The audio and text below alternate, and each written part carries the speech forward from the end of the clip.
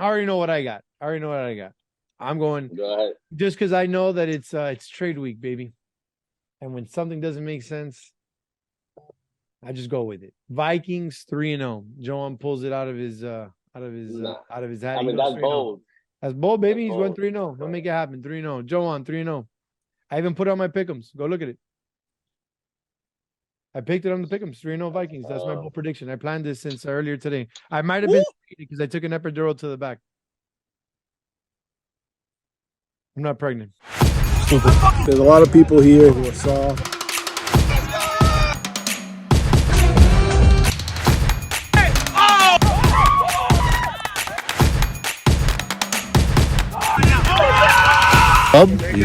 Was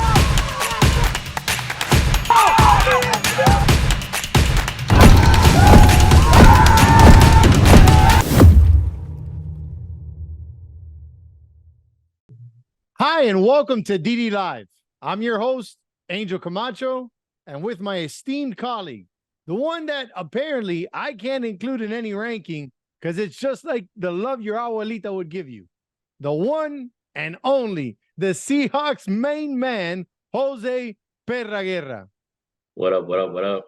I think I nail these intros better and better every time, man. I have so much, you meant so much affinity for you. There's so much to unwind. There's so much to talk about. There's a lot of chatter on the chat that everyone's upset about these rankings. Apparently, for a show that can't win awards and that people don't like. I seem to hit the mark. The DD Live never misses yet. My bold predictions, they hit. My MVP pick'ems hit. I don't want to go off too much about me, but I think everything that I touch turns to gold because whether it be on the Migaito pick'ems, I'm on top there. I'm on top of the flag world, almost there. I'm just saying, man. It's a good time. So we're gonna unwind. I'm gonna tell everyone how the script of the season is gonna end, how the playoff picture is gonna look like, who should be the MVP, who should be best tiers going into the final week, and what we should look for looking ahead into this week and beyond. But that being said, Perra, walk us into the show. Tell us what happened in week 4. Give me a little summary. I know that I almost got every damn game right that I picked, except for a couple of nuances. Talk to me. And man, week 4, obviously week 4 was rough. The weather, was definitely something that, I, as far as DD seasons go, I believe the first time it ever rains during the DD season. I know it has rained during tournaments before, but during the season, and it was the first time. And we also had a pretty long, delay, right? Where we were waiting to see what would happen, and we were gonna continue to play it out. So, you know, I think age said it. So I'm glad to see that nobody got hurt because we did continue to go ahead and play afterwards. And some of the fields were a little iffy. So, obviously I'm thankful for that. I think maybe Johan got hurt towards the end or the latter part of the final game. I think it was arm or shoulder related. So I don't think it was field, caused or induced, right? But man, I mean, the Dolphins going 1-2 when I heard they should have gone 0-3 without Kevin, kind of, a little confusion there, right? To kind of like who is maybe really the MVP. All right, so Right. let's stop there before we go on a tangent there. So can we elaborate on the injury with Johan? Because I was with the guy in Philly. He didn't look. So yeah, I mean, I don't know much about it. I know that in the captain chat, everyone was wishing him, to get better, speedy recovery, and hoping that nothing was serious. I don't think anything has been confirmed, or maybe it is not serious, or maybe obviously the doctors are paying it close to the vest. But I think, or I heard, it was something shoulder or arm related, obviously throwing arm. So again, Johan, best of luck, brother. Hopefully it's nothing serious, and hopefully you're out there to continue your MVP chase. But then Kevin is an important guy on that team because for everyone that tries to discredit him, I think we do this. It's a thing that we do on the chat, season in, season out. Everyone tries to discredit Kevin, saying that he's an anomaly, but the kid seems to show up, and apparently by not showing up, his team kind of the rankings, Johan. So now they're in a tough pickle because if anyone has a tough schedule, it's the Dolphins going into this final week. If we look at my pick'ems, which should be a very good indicator of where your team is going to end up in, and that's one of the things that I wanted to touch up on later on in the show. I have the Dolphins. I have the Dolphins going 1-3 in this final week. So they essentially I have the Dolphins going from maybe the top seed for the second seed all the way down to the fourth. I think there's a couple teams later on when we talk about playoff pictures that are going to make that jump. So outside of the Dolphins, what else can we take from week 4? Listen, I played them. I know that I can speak for myself and for my team. We're definitely looking forward to playing them again. The Giants are real, man. You know, they definitely didn't blow anything away, or they didn't blow us away or anything like that. But it was big. It was big, man. It was, you know, they're definitely legit. They're legit. You know, 11-1.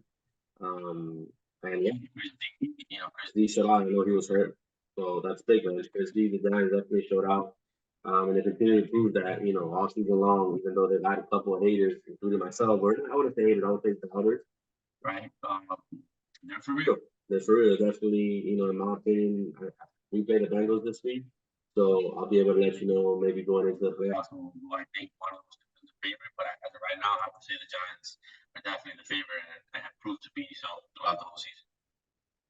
That's it. I think now that we talk about the Giants remind me of the Eagles from last season, where every week we found a different reason to discredit them. Then sort of by the end of the season, come playoff time, it's like, well, wow, no, they were legit the whole entire time. They keep coming back a 3-0 week with a 3-0 week with a 2-1 week with a 3-1 week. I mean, a 3-0 week. And what's even more impressive is like what you alluded to, that Chris D was able to do this on one leg. Now, going forward, week 5 and playoff picture, how serious is this injury? Is this going to be something that's going to hamper him? I don't think so. I think he mentioned that he is definitely gonna, you know, these 2 weeks. Excuse me, and also having essentially they already have the number 1 seed locked up in a conference. Pretty much. Obviously, I know he has, you know, himself selfishly, and pretty much every player on that team. I would say probably besides Molly and maybe Jason, you know, have something, you know, to play for other than just standing. They have to, you know, MVP, best tier, big stick out of the other. So I think not that they're gonna take it easy, but I guess they already locked up their 1 seed. But I think they should definitely, you know, regular season means nothing at the end of the day. You know, you can have a team. This is definitely the best team record-wise, I believe. You know, for an entirety of the season that I've been around. Especially going into week 5, I've never seen anyone be 11-1, if I'm not mistaken, or not at the moment. So it's definitely, you know, huge props for them, but I think they got to try to play it a little bit smart. Again, knowing that myself as the 2 seed currently we're 6-5-1. So even if we go 4-1, they go 0-4, they're still the number 1 seed.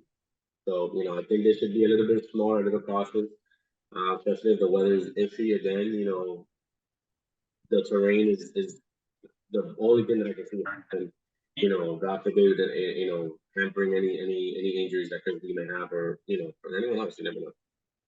Yeah, I have the Giants going 2-2. And it could be an easy 3-1. That could flip. It's just that, again, Giants is another team that has a very tough week 5. Top of that, it's 4 games. On top of that, you know, Chris has that injury.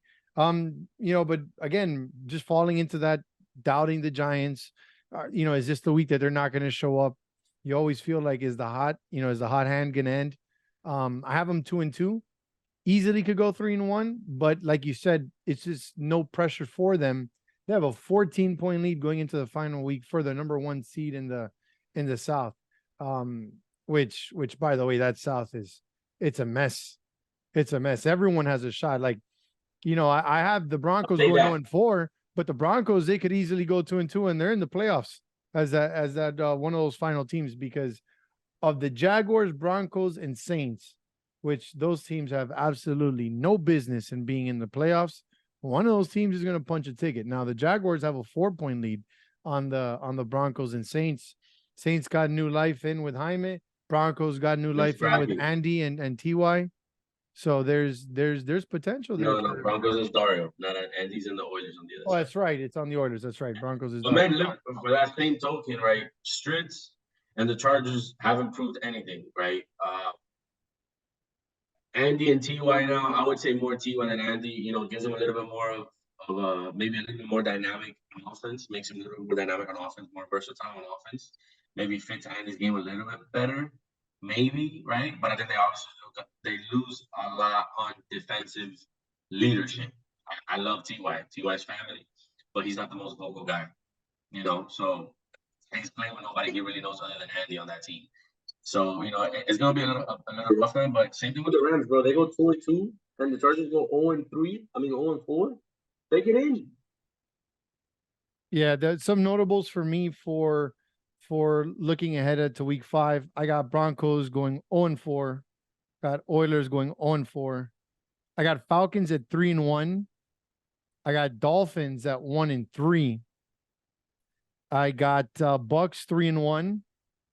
Couple 4-0s with Bengals and Cowboys. So you have a little bit of a NAS bias there with David and Fredo. Look, that 115 game between the Saints and the Broncos could be a final seed. Yes, that's what we're talking, especially with the Broncos having that lead on them.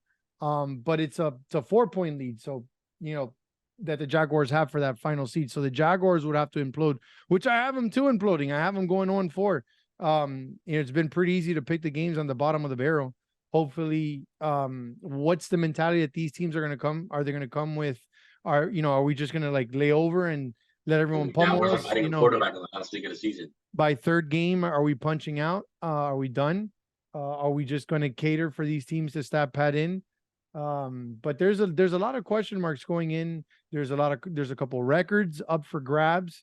And there's a couple names that want to establish themselves for best tiers. And definitely this MVP race, which is the very next thing that I wanted to get into after we finish up with this playoff picture. This is how I think it's going to end up being. I feel that in the North, starting from top to bottom, I got the number 1 seed going to go to the Bengals. Got number 2 seed Cowboys, 3 seed Vikings, 4 seed Dolphins, only because they go 1-3 in this final week. 5th seed Chiefs, and that last and final seed for the North side, I have the Chargers. Rams, Oilers missing out. That's what I have for the North.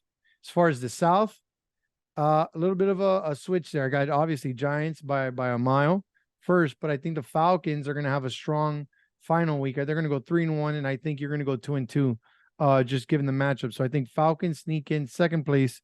Seahawks get third.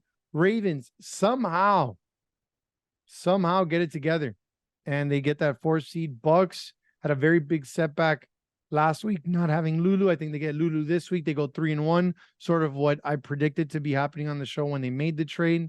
And he's going to be that team you don't want to face, because on paper, when that team is healthy and when it's full, that is a top seeded team. So the fact that the Bucks are going to get the second to last seed going to the playoffs, that is, spoiler alert, written all over. So whoever has that second seed, that's going to be the issue. So I kind of foresee a Falcons Bucks first round matchup, Tronky versus Raymet. That'd be pretty interesting to see. And then that last spot is a toss up. I just think that the 4-point lead that the Jaguars have on the Saints and the Broncos is insurmountable, and I don't think those teams are good enough to get multiple dubs. 4 points is a lot. So I'm going to finish up with the Jaguars at the bottom. Giants are going to have a cakewalk in that first round. So I think that's how the playoff pictures is going to work. Been an interesting. Well, I think the 1 and the 2 should get a bye, so it would be 3 versus 6, right, and 4 versus 5. So you're absolutely right there. Yeah. Yeah, man. I think the only switch I think there, I think the Falcons and the Seahawks, right, pretty interchangeable, right? You never know. But I would say the Bucks jump up to 4 at the bare minimum. I think the Ravens have, almost played plateau. They plateau, but they're playing better. They're not playing good by any means, right? They're not blowing anybody out that they shouldn't be getting blown out. They're beating the teams they're supposed to, and they're doing what they need to be doing, what they needed to, to do up until now. But you look at their record and the teams that they've played, over these past weeks. They're bad.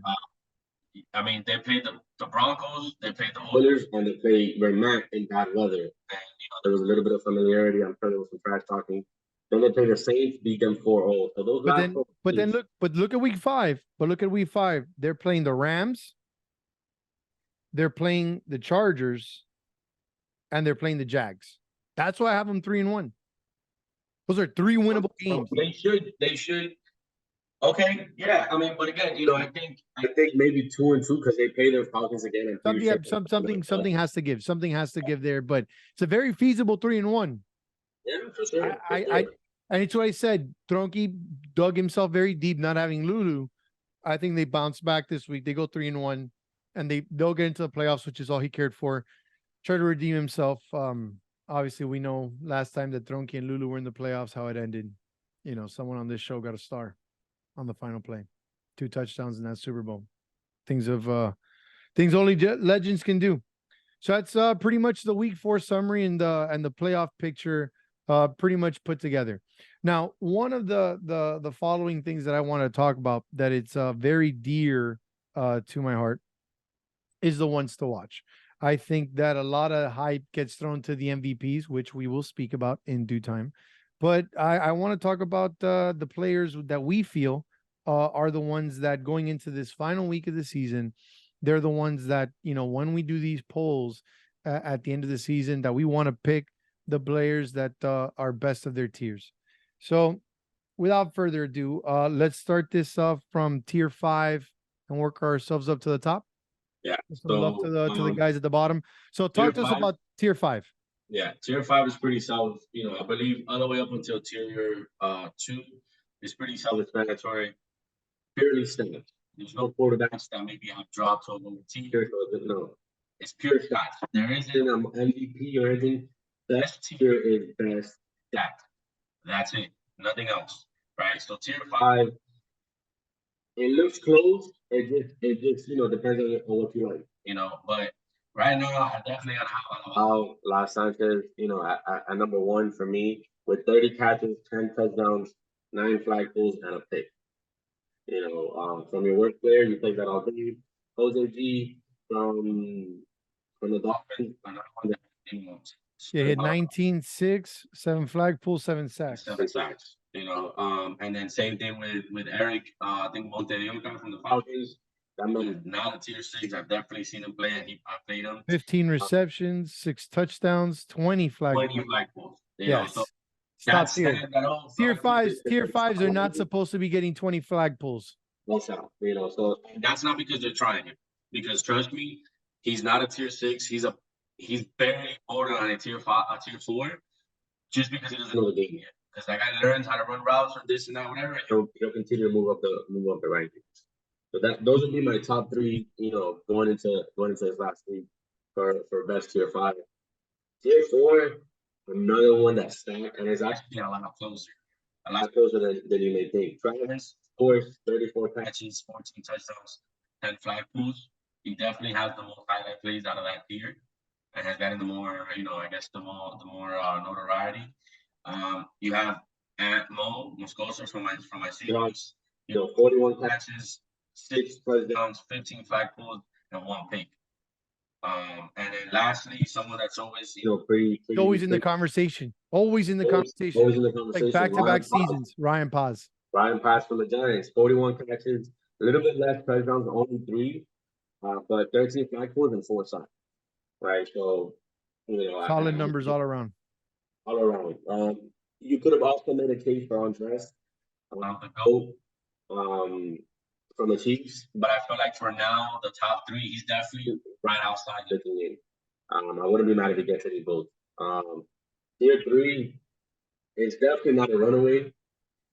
Obviously, another one that's usually always in the picture. He's always a runaway. It's just he's that gimmicky player. He's a gimmicky player. Yeah, you look at it and you're like, okay, runaway. 47 catches, 17 touchdowns. Is that you look at him and you're like muerto. Yeah. But I mean, you need him on the team. You need him on the team. You're looking for. You need him on your team. That's the guy. His stats are ridiculous. 47 catches. I repeat it. 47 catches, 17 touchdowns. He has 15 flag pulls, 1 pick. Ernie. from my Seahawks as well. 29 catches, 7 touchdowns, 17 flag pulls, 9 sacks, 1 pick. You know, a little bit more. Gotta love Ernie's scoring. character arc in DD, because the man went from having the dropsies to look at that, 29 catches. He's gonna definitely have almost 40 catch season for a guy that was notorious for having the mantequilla manos. Yeah, and then David Tesher, you know, number 1 pick in tier 3, 21 catches, 11 touchdowns, 17 flag pulls, and 1 pick. Which on its own, all the merit to it. Amazing, I know he's season. hurt. I believe his last 2 weeks, so I think that's why maybe his stats have gone down a bit. I know he started off really hot. But you know, tier 3 just talks about Chris Uzo. Just talks about Chris Uzo, man. Because like Ernie and David will win it any of the season. Yeah, I think the only person that can compete with him right now is Ernie. Tier 2, man. Tier 2 is tough. Tier 2 is very tough. Right? You have Clay, 31 catches, 16 touchdowns. That means every other catch is a touchdown. Efficiency. 15 flag pulls, 4 picks. That kind of, you know, just speaks for itself. But then you have Lavera's, right? 40 catches, 12 receiving touchdowns, 41 flag pulls, 2 picks. Now you can also make the argument that Lavera's should have better stats because he had to play 2 weeks of 5 hard, and one of those he was the number 1 guy on the team. So you can argue his stats probably should be a little bit higher than that. But you know, I think at the end of the day, all in all, great tier 2. And then Jason, Mr. Consistency, spread throughout. 28 catches, 13 touchdowns, 15 flag pulls. I think again, Clint, I just think that tier 2 and tier 3, it's like Clint and Chris Souza are just clear runaways here or there. No, it's gonna take a huge week 5 here in tier 2, tier 3. Now tier 1, this is the interesting one here. This is where the controversy starts.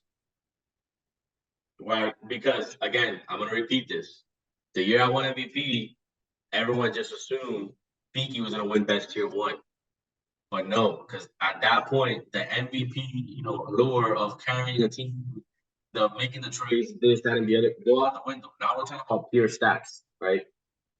And there's a very, very tough argument here, right? I'm gonna say AJ is number 1 right now. He has 46 catches, 23 touchdowns, 13 flag pulls, 4 picks. He's going to destroy that touchdown record. Destroy. Number 2. Curb stomp it. Adrian Martinez from the Giants. Another stud. Who's going to have the bigger week 5? 16 flag pulls, obviously 9 picks. One is going to break that record. But this is for somebody that it's maybe has slipped through the cracks. He usually never gets talked about, and you know it is what it is. And Hernandez as a tier 1. Too nice of a guy. Too nice of a guy. Too good at everything. You know, almost elite at one thing, but it's just good all around. So it's just, what do you label him as a quarterback, as an all-around athlete? You know, the next Peaky. Yeah. You know, so and he's a victim. He's a victim of his own demise here. His own demise, 100%. And has 42 catches, 16 receiving rushing touchdowns, 24 flag pulls, 3 INTs. And seven passing touchdowns. And that's the kicker. 7 passing touchdowns. Right? So now he's accounted for 23 touchdowns, just like AJ had. Yeah, he's pretty much 4 less catches, 1 less pick. I see what you did there. 1 less pick. I see what you did there. Remember, week 3, he had to play emergency quarterback for the Vikings. So again, I get it. People are gonna complain. Do your homework. Learn. I see what you did there. Here actually means. We're talking pure stats. There's no narrative. There's no narrative. This one's tough here. I'll have Adrian 3rd. I'll have AJ and in a toss-up who has the better week 5. And then Adrian right there at 3. Now, MVP talk is completely different. I don't think that there's any change from last episode to this episode. If anything, 1 and 2 kind of push themselves away from 3. I think Johan needs to have an amazing week 5, 3-1, 4-0 type week, efficiency galore. Because I just think what Chris D is doing on both sides of the ball, especially injured, and especially the fact that they're the straightaway runaways in the South. Um, 33 touchdowns. He's 33 to 8 split, 73% completion, 4 touchdowns, puts him at 37 overall, 24 flag pulls, and 3 INTs in the air. And then number 2, Alfredo. So 39 to 3 split, better than a 33 to 8. 82% passing completion to his 73. Then 3 touchdowns puts him at 42 total, so 5 touchdowns more than Chris D. But he has 13 less flag pulls, 11 flag pulls. You wouldn't take Fredo as a defensive guru, but yet has 1 INT, so 2 less, and one of those was a pick 6. Yeah. Johan, we have him at third. Not having Kevin, his TD to INT splits went in the wrong direction. That was the week for him to show his value as a true MVP. Now, it could have been the rain, could have been the injury. It could have been a lot of different things, but at the end of the day, it didn't show. Yeah. So definitely like that rounds it up. We got MVP 1, 2, 3, Chris D, Alfredo, and Johan. Tier 1, we have AJ Ant as a toss-up, Adrian M closely right behind, Clint the runaway in tier 2, Suzo the runaway in tier 3, and then a toss-up between Travis and Mo and Ryan Paz for 4, and Alabao looking like he's running away with 5. That pretty much tells you where the MVP talk and the ones to watch is at. Kind of tells you guys what you need to do in week 5 to, or what you feel the narrative is on the show and what the narrative is on the chat and what you need to do to sort of set yourself apart. But I'm definitely going to be out there. There's a lot of guys that I want to see. I want to see if what AJ does to that touchdown record, what Ant can do. I have the Vikings also having another big week going into this final week. I have a couple teams imploding. So that's pretty interesting from my front. What are you looking forward to this week before we get into the pick'ems? I'm looking at another, big week, right? Obviously, for a lot of those rookies, I think we do have a fair amount of rookies this season. Week 5 is no joke, man. Week 5, that extra game is definitely no joke. I know that this season, I think they did a little bit of playing around with the schedule. So I think some teams like playing and then have 2 breaks and then they play back to back. So it's a little bit, it's a little weird. But man, that 4th game is definitely no joke. And then the pressure, you're gonna see people actively watching other people's games, rooting against, rooting for, talking shit. That pressure is gonna get real now. Because you're gonna have a lot of those teams. For example, like you said, in the South, we're not really. There's no one catching the Giants, and no one's really gonna fall out of the playoff picture.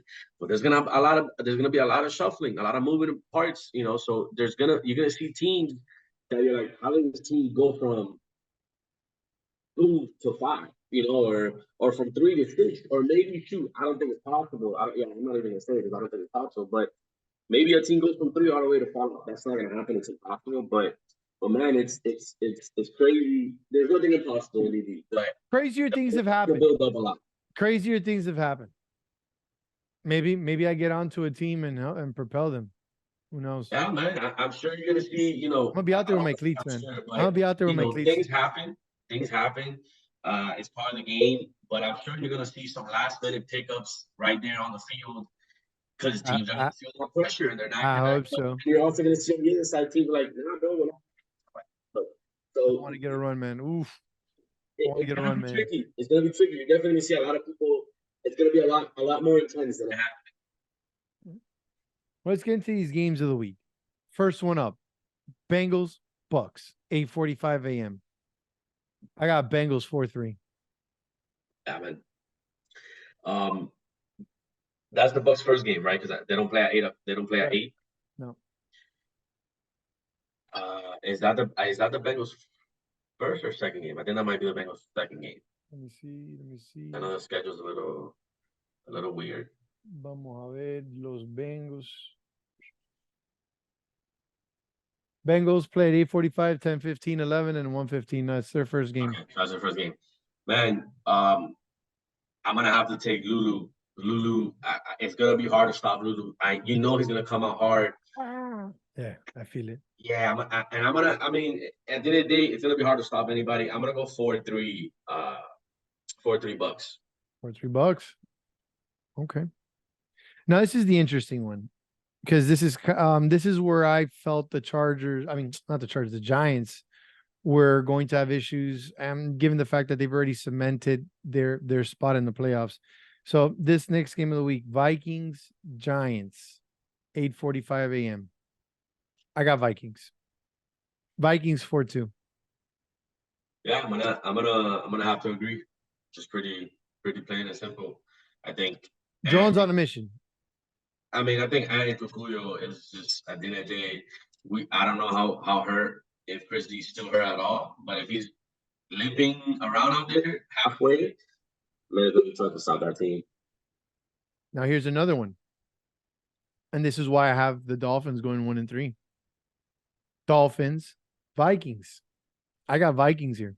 I got Vikings 4-1. I don't think it's relatively close. Jordan's a great player, more of a do-it-all kind of guy. Not really gonna be able to shut down, in my opinion, an Ant or even a Cucuyo. So it's gonna be tough. I don't see them matching up at all. You're going Vikings as well? Yeah, I'm going Vikings 4-1. Against the Fins. Yeah. I had them 4-2, but wow. Okay. Then the final game, again, this is why I had the Dolphins going 1-3. Dolphins, Bengals. Did they play this season? I didn't play this season, right? Yeah, they played and the Dolphins won 4-3. Like it was that was what, week 1 or week 2? I'll tell you right now. I think it might have been week 1. That was very early in the season. Week 1. Yeah, week 1 they won 4-1. Oh, okay. The Dolphins won 4-1. I mean, no. Oh no, wait. October 14th. No, 4-1 Bengals. Okay, so it was this past weekend. Yeah, October 14th. Damn, I don't think it's gonna be like that. It was the Giants Bengals, the one that I get confused with. That went close. Yeah, that was the set there. That was the last drive. Bengals choked. No, I'm gonna go. I think in this matchup, and everyone's healthy and everyone's there, I'm gonna go Dolphins 4-3. Dolphins 4-3. No, and I'm not saying nothing on the Dolphins. I'm just the bottom. Yeah, I think their bottom with Travis and Jose, I think is astronomically better than Jonathan and Tony. So we split on the Bucks. So you picked the Bucks and the Fins over the Bengals. I picked the Bengals, but we both like Joan. So that's a good thing. That's a good thing because Joan says that this show hates him, but I just say that the people around the league just talk bad about Joan, but on this show we just say nothing but nice things about him. Amazing things about the guy. All right, man. Let's move on to everybody's favorite segment, the one that I can't seem to miss. Bold predictions. What do you got for me? Man, listen, I think. Oh man, let me look at their schedule. Who do the Chargers play, man? The Chargers play the Broncos to start off, so it's Broncos Chargers. Then they also play the Ravens. Then they play the Cowboys, and then they play the Rams. So I have the Chargers going 2-2. I got the Chargers going 0-4. But more importantly, I got the Chargers going 0-4. Even if they go 1-3, I got them losing that last game to the Rams, and that is for the playoff spot. The Rams get in. Freddie, my boy, let's go. I need you. And bold. That's bold. I'm not touching that. Not touching that with a 10-foot pole. I don't believe in anything of what you said there. I think Chargers go 2-2. I don't believe in the Rams, and I don't believe in Freddie. That being said, I'm gonna go bold here. I got Cowboys and Bengals going 4-0. I'm gonna make it like a little parlay here. I got Bengals and Cowboys going 4-0, and I got Jags and Broncos going 0-4. You got 4 later. And then I'm gonna give you a little bonus there on the side. Teaser. Little teaser.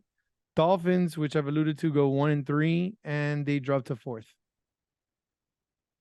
very, very, very possible. That's all I got for you guys. Anything else, Perra? Man, it's gonna be a good week. I Can't wait don't to think be out any there. dreams are gonna be shattered. Luckily, this season, I think everyone's pretty much locked in. Besides my bold prediction that the Chargers miss out and the Rams get in.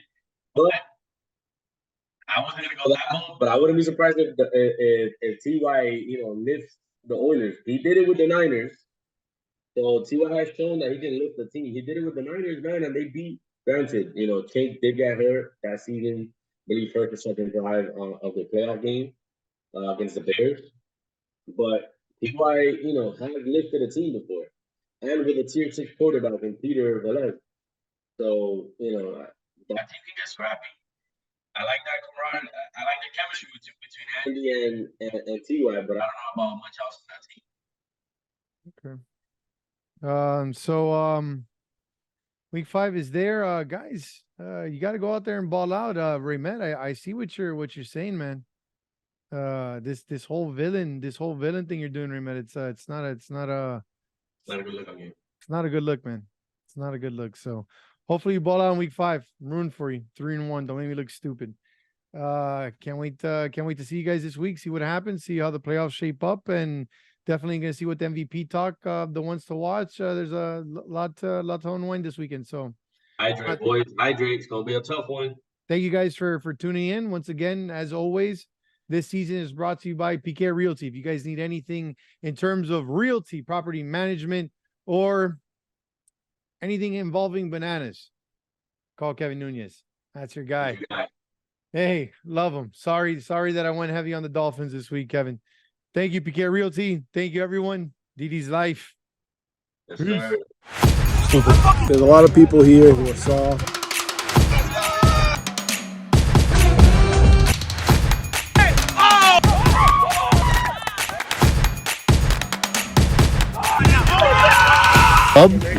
What's